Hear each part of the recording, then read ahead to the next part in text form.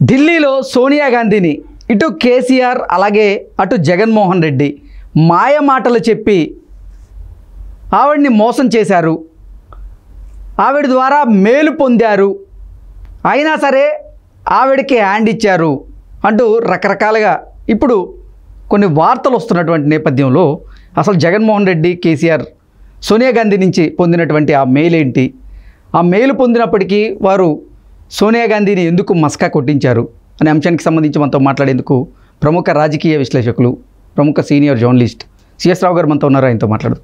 Sir hi sir. Hello. ఢిల్లీలో సోనియా గాంధీకి ఇటు జగన్మోహన్ రెడ్డి అటు కేసీఆర్ ఇద్దరు మస్కా కొట్టించారు, మోసం చేశారు, అయినా సోనియా గాంధీ నుంచి వారు కొంత మేలు పొందారు అంటూ రకరకాలుగా ఇప్పుడు కొన్ని వార్తలు అయితే సోషల్ మీడియాలో చక్కర్లు కొడుతూ ఉన్నాయి. ఏంటి సార్ సోనియా గాంధీని జగన్మోహన్ రెడ్డి అలాగే కేసీఆర్ ఏ విషయంలో మస్కా కొట్టించారు, ఏ విషయంలో ఆవిడ దగ్గర నుంచి మేలు పొందారు అంటే ఏం చెప్తారు? ఇప్పుడు జనరల్గా ఏంటంటే జీవితంలో బాధల్లో ఉన్నప్పుడు ఆదుకున్నటువంటి వాళ్ళని, లేదా బాగా సంక్షోభంలో ఉన్నప్పుడు ఆ సంక్షోభం నుంచి బయటకు వచ్చినటువంటి వాళ్ళని మర్చిపోకూడదు అని అంటారు పెద్దలు. ఎందుకంటే ఎప్పుడు కూడా బాధల్లో ఉన్నప్పుడు ఆదుకున్న వాళ్ళని మర్చిపోవడం అనేది ఉండదు సహజంగా, అందుకే అది చెప్తుంటారు. సో ఇప్పుడు ఇది నేను ఎందుకు చెప్తున్నానంటే, జగన్మోహన్ రెడ్డి జైల్లో ఉన్నప్పుడు బెయిల్ కోసం ప్రయత్నం చేశారు. ప్రయత్నం చేసినప్పుడు బెయిల్ రాలా, 16 నెలల పాటు జైల్లో ఉన్నారు. ఆ సందర్భంగా తల్లి విజయమ్మ, షర్మిల, బ్రదర్ అని వెళ్ళారో తెలీదు, మొత్తం మీద ఫ్యామిలీ వెళ్ళారు, సోనియా గాంధీని కలిశారు. సరే అక్కడ ఏం మాటలు జరిగినాయి ఏందనేది ఈ మధ్యకాలంలో షర్మిలని బయట పెట్టారు. బయటపెట్టిన తర్వాత సోనియా హామీ ఇచ్చిన తర్వాతనే, సోనియా కన్సర్న్లోనే, సోనియాకు ఆ రోజున పవర్ ఉంది కాబట్టి ఆమె దయాదాక్షిణ్యాల మీదనే బెయిల్ వచ్చిందని చెప్పి షర్మిలనే చెప్తుంది కదా. అంటే అసలు కాంగ్రెస్ పార్టీ వల్లే, కాంగ్రెస్ పార్టీ పవర్ వల్లే జగన్మోహన్ రెడ్డి జైలుకి వెళ్ళాడు అంటూ కూడా వాళ్ళ కుటుంబమే చెప్పింది కదా సార్. కానీ అది కాదని చెప్పి షర్మిల చెప్తుంది కదా. ఇప్పుడు వీళ్ళు ఫ్యామిలీ మొత్తం పోయి వెళ్ళారు, జైల్లో ఉన్నప్పుడు సోనియా గాంధీని కలిశారు. సోనియా గాంధీ తోటి ఏం మాట్లాడారు అనేది షర్మిల చెప్తున్నారు కదా. జైల్లో ఉన్నట్టు జగన్మోహన్ రెడ్డి తెలియదుగా. పోయి కలిసింది సోనియా గాంధీని షర్మిల కదా.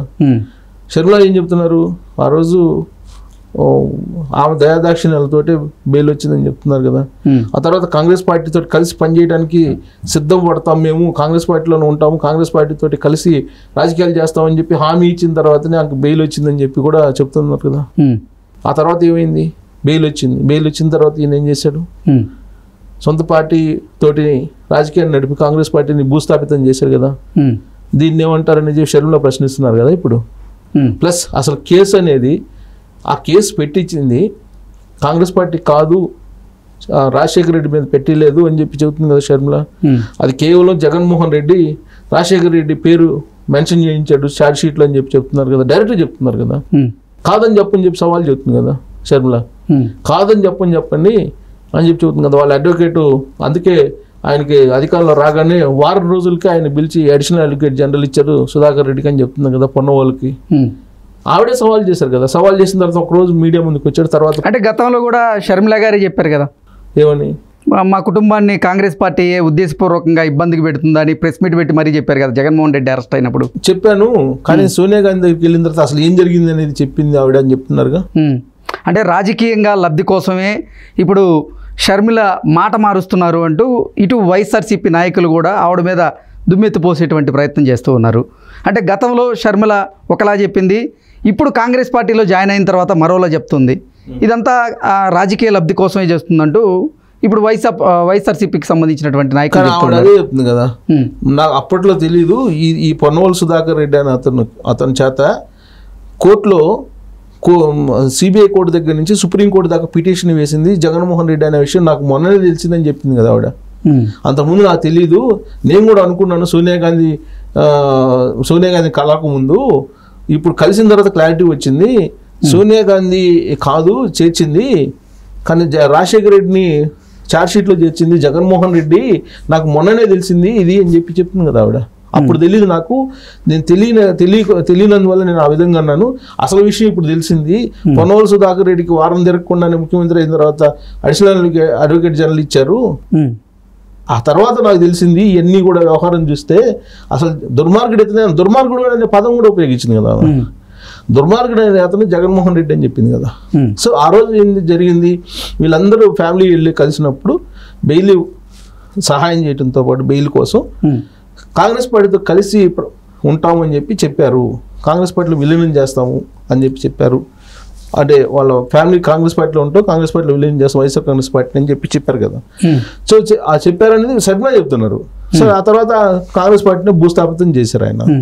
సేమ్ ఇలాంటిది ఇప్పుడు జగన్మోహన్ రెడ్డి ఏం చేశారు, దానికంటే ముందు కేసీఆర్ కూడా అదే చేశారు సోనియా గాంధీ పట్ల.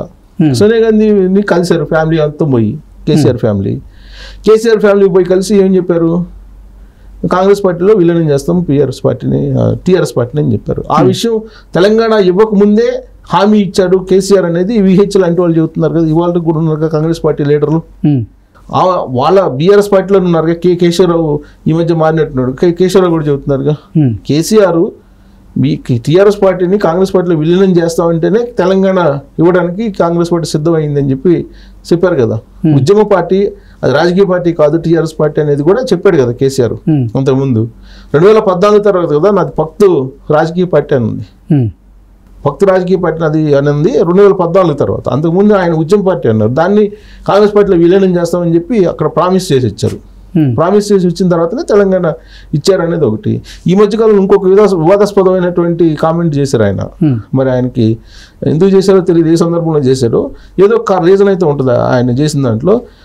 జగన్మోహన్ రెడ్డిని సక్రమంగా డీల్ చేయలేక రాష్ట్రాన్ని విడగొట్టింది సోనియా గాంధీ అని కూడా చెప్పాడు ఆయన. ఓకే. సో ఎవరు, కేసీఆర్. అంటే కేసీఆర్ జగన్మోహన్ రెడ్డి ఇద్దరు గురు శిష్యులు. వాళ్ళిద్దరు కలిసి సోనియా గాంధీని నమ్మించి ఏ విధంగా చేశారనేది మనకి ఎన్ని కనిపిస్తున్నాయి. అంటే మనం చెప్పడం కాదు, ఆ పార్టీలో ఉండే వాళ్ళే చెబుతున్నారు. ఇప్పుడు శర్మ చెబుతుంది ఏం జరిగింది అనేది. అక్కడేమో విహెచ్ కేకే లాంటి వాళ్ళు అనేక మంది చెప్తున్నారు విలీనం చేస్తాను, విలీనం చేయకుండా చేశారని. అంటే ఆ విలీనం అనేటువంటి మాటతోటి కాంగ్రెస్ పార్టీ నమ్మింది వాళ్ళని, నమ్మి మోసపోయిందంటూ అర్థమవుతుంది. అయితే ఇప్పుడు ఎందుకు దీన్ని మనం రివీల్ చేసుకోవాల్సి వస్తుందంటే, ఇప్పుడు జరుగుతున్నటువంటి లోక్సభ ఎన్నికల్లో దేశవ్యాప్తంగా అక్కడేదో సంకీర్ణం వస్తుంది, ఆ సంకీర్ణం మేము కీలకం కాబోతున్నాం అని చెప్పి కేసీఆర్ అంటూ ఉన్నాడు. ఆ సంకీర్ణంలో మేము కీలకం కాబోతున్నాము అని. అంటే ఏంటి, బీజేపీకి రాకుండా కాంగ్రెస్కి రాకుండా ఉంటే కనుక వీళ్ళు కీలకం అవుతారని. ఇక్కడేమో అసలు ఇక్కడ కేసీఆర్కి 1-2 స్థానాలు కూడా వచ్చే అవకాశం లేదంటూ కూడా కొన్ని సర్వేలు వస్తున్నాయి. సర్వేలు అన్నీ చెబుతున్నాయి, ఒకటి కాదు అన్నీ చెబుతున్నాయి. కానీ కేసీఆర్ ఏమంటున్నాడు, నాకు 12 నుంచి 14 వస్తాయి లోక్సభలో, ఆడేమో జగన్మోహన్ రెడ్డికి 20 నుంచి 25 వస్తాయి అని చెప్తున్నాడు. అంటే రెండు కలిపితే 40 వస్తాయి. ఆడ ప్రధానమంత్రి జగన్మోహన్ రెడ్డా లేకపోతే కేసీఆర్ అన్నట్టుగా కేసీఆర్ మాట్లాడుతున్నాడు. అంటే కేసీఆర్ జగన్మోహన్ రెడ్డి ప్రధానమంత్రి కావట్లా, తాను ప్రధానమంత్రి అవుతానని చెప్తున్నాడు. డైరెక్ట్ చెప్పాడు కదా తాను ప్రధానమంత్రి అవుతాను నేను. అంటే తాను ప్రధానమంత్రి ఎలా ఉంటాడు, శిష్యుడికి ఆల్రెడీ 20 నుంచి 25 వస్తాయి అని చెప్పి ఎక్స్పెక్ట్ చేస్తున్నాడు. తనకేమో 12 నుంచి 14 వస్తాయి అని ఎక్స్పెక్ట్ చేస్తున్నాడు. రెండు కలిపితే ఎన్ని, ఒక 25 + 24 39. సో ఈ 39 తోటి నేను ప్రధానమంత్రి అవుతాడని ఎక్స్పెక్ట్ చేస్తున్నాడు కేసీఆర్. ఇది 39 సీట్లకే ప్రధానమంత్రి అయితే మరి ఉత్తరప్రదేశ్లో ఎన్ని స్థానాలు ఉన్నాయి, దాంట్లో ఏ పార్టీకి? కాదు ఇప్పుడు ఆయన చెప్పేది ఏంటి, తాను ప్రధానమంత్రి అవుతాను అని చెప్తున్నాడు. ఆ 39 లేకపోతే మొత్తం 16 అంటే 17 కూడా, అంటే ఎంఐఎం కూడా అతనే కదా కేసీఆర్ పక్షాన ఉంటుంది. 23, 17, 30, 40 కరెక్ట్. 43 వస్తాయి, 42. ఒక నిమిషం, 17 + 23, ఆ 3 ఇక్కడ వేస్తే 20, 20 40 కదా సార్? 40 కరెక్ట్గా. 25 + 17, 25కు 25 ఎట్లా వస్తాయి సార్? 23 అదే కదా టైమ్స్ ఆఫ్ ఇండియా చెప్పిందని. ఓకే, టైమ్స్ ఆఫ్ ఇండియా లెక్కలేసి అక్కడ నా శిష్యుడికి 42, ఇక్కడ ఆయనకి 17, మొత్తం కలిపితే 42 లేదంటే 39 వేసుకో. అదే 14 అన్నాడులే, 17 అనలేదు 14 అన్నాడు. సరే ఎంత తప్పు చేసుకున్నా 39 మంది అంటే పెద్ద సంఖ్య కదా. సో దాంతో ప్రధానమంత్రి కావాలని అనుకుంటున్నారు, శిష్యుడు కోఆపరేట్ చేస్తారు అనుకుంటున్నారు. సోనియా గాంధీ దగ్గరికి వెళ్ళి ఇంకోసారి ఇలాంటి అంటే మా దగ్గర 39 ఎంపీలు ఉన్నారు, సో కాంగ్రెస్ పార్టీ సపోర్ట్ ఇస్తే నేను ప్రధానమంత్రి అవుతానని చెప్పి అడిగే అవకాశాలు ఉన్నాయేమో, బహుశా ఆ యాంగిల్లో చెప్పాడు ఆయన సంకీర్ణ ప్రభుత్వం అంటే. అంటే ఇంకోసారి మళ్ళీ విలీనం అనేటువంటి దాన్ని తీసుకెళ్ళి సోనియా గాంధీని బోల్తా కొట్టిస్తారా, లేకపోతే అసలు వీళ్ళ లెక్కలేందో మనకు తెలియట్లా. ఆయన చెప్పింది అయితే ప్రధానమంత్రి అవుతారని చెప్పాడు, ఇటీవల చెప్పింది.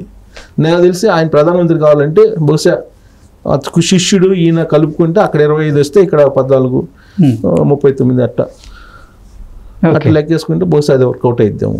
ఓకే, అంటే ఇది దేశ చరిత్రలో మొదటిసారి ఏమో అంటే 40 స్థానాలతో ప్రధానమంత్రి అవ్వడం. ఎందుకు అట్టే కాదు, 40 స్థానాలు వస్తే మంచి సంఖ్య. అంటే నీకు కూటమిలో అవసరం అయితే దేవేగౌడ గారిని చేసినట్టు చేస్తారంటే ఐకే గుజరాల్ లాంటి వాళ్ళు అయ్యారు ఏం, కానీ దానికి ఏముంది అయ్యటానికి. అసలు ఇది రావాలి కదా, ఇక్కడ ఇన్ని రావాలి కదా. విచిత్రం అది. అంటే గాలిలో లెక్కలేస్తున్నారు జగన్మోహన్ రెడ్డి అని ఇద్దరు. అంటే సోనియా గాంధీని మస్కా కొట్టించినంత ఈజీగా మనం ఇక్కడ జనాల్ని తెలుగు రాష్ట్రాల్లో అనుకూలంగా మలుచుకొని మొత్తం 42 స్థానాలు తీసుకుందాం అని చెప్పి అనుకుంటున్నట్టున్నారు. ఓకే, అంత ఈజీ కాదు కదా.